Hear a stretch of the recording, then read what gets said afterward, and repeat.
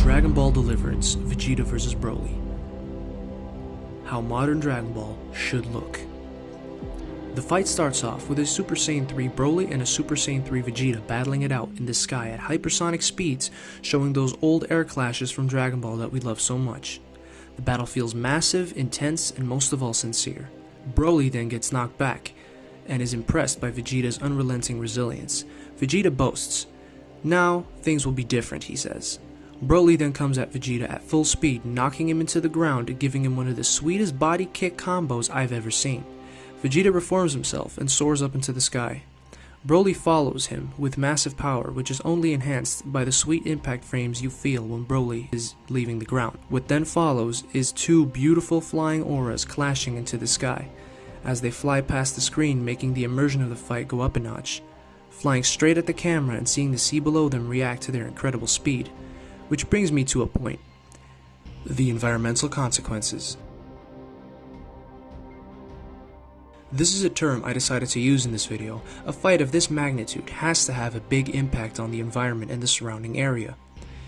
In Super, this was almost non-existent, with only in Battle of Gods being stated that Goku and Beerus were causing space to almost explode, which is completely dumb and ridiculous since later in the series more powerful entities are introduced and nothing is affected even slightly, which takes the immersion and the realness out of the fight. In Super, these guys are universe-busting beasts, but yet not even a planet gets damaged sometimes. The fights feel way weaker than in Z, they feel soulless and bland. At least this fan-made fight didn't make those mistakes, such as Vegeta Super Saiyan 3's final flash, shooting off the planet. Vegeta disappears and then uppercuts Broly with a very dynamic and loud punch to make clear to the viewer, yes, these punches are universal level. Broly laughs it off and further emphasizes that yes, he's just that much of a beast, giving a devastatingly powerful knee and tossing Vegeta away like a ragdoll, finishing him off with an energy ball, and the music being in sync with this explosion, adding to the flow of the fight.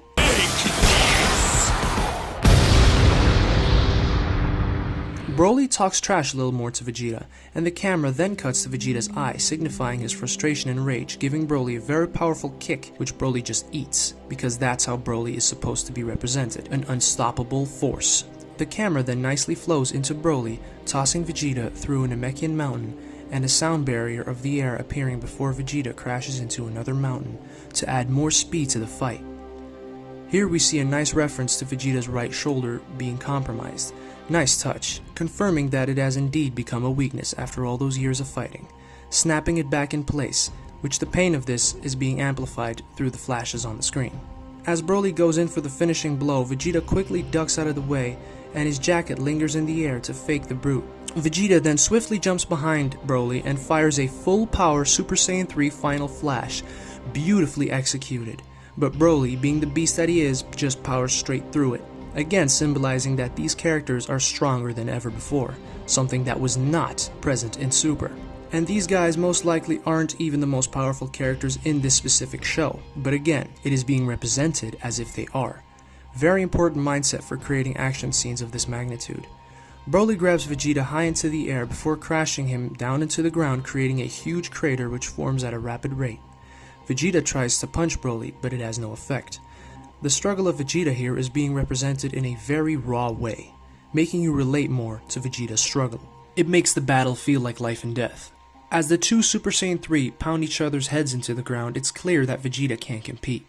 They rise up into the sky where the camera really gets close into the characters' faces, making them feel way more real and detailed, and mesmerize the viewer beyond belief.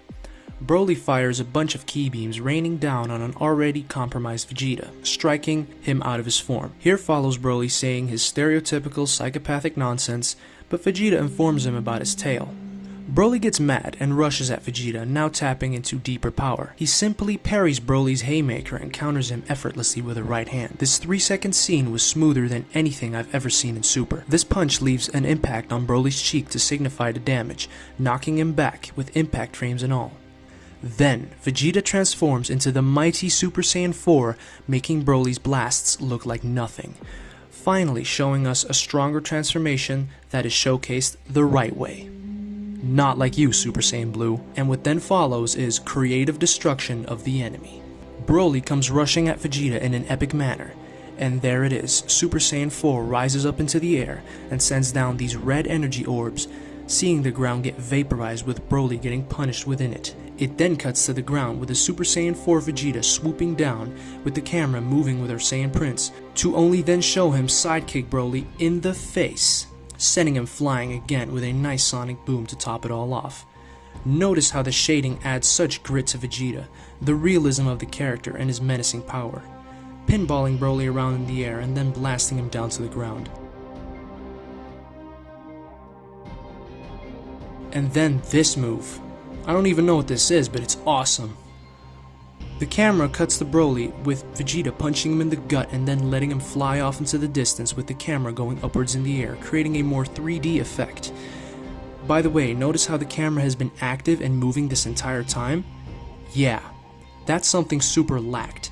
It's a more modern way of filming action scenes. This is also seen in a lot of action movies. Shot composition is what Dragon Ball Z did very well, and it made the final product look like a masterpiece. Super shot composition, on the other hand, was embarrassing and stiff beyond belief. No soul. It then cuts to Vegeta landing on the ground and looking like such a badass. I also love the way these colors clash, with the green Namekian sky and red fur on Vegeta and Broly's green aura. It's just a beautiful sight to see. Here we can see Broly getting desperate, with him trying to blow up the planet, and the camera carefully follows his hand, so not to give away the scene that is about to happen. Before the energy ball makes contact, Vegeta just soccer kicks it away like nothing, showing the power difference and the form.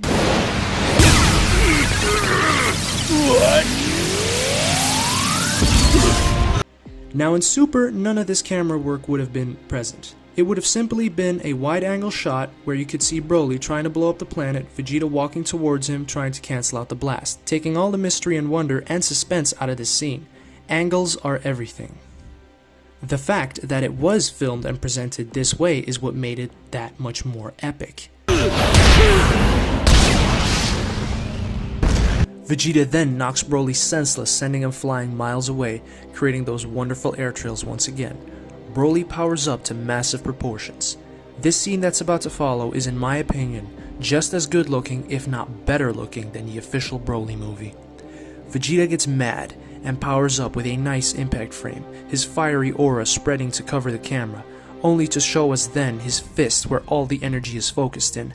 The camera zooms out and Vegeta then rushes forward at Broly trying to finish the job, punching him in the gut with a slow motion shot of Vegeta's angry face to further establish his dominance as this is the Vegeta we fans deserve, uppercutting Broly so high up into the sky that he then grabs a hold of him, inventing a new move altogether, crashing down at an absurd speed, creating a meteor effect of fire which looks beautiful in comparison to the Namekian green sky. As they plunge downward, Broly looks terrified and Vegeta looks ready to finish it all before screaming out his new move, Royal Spear!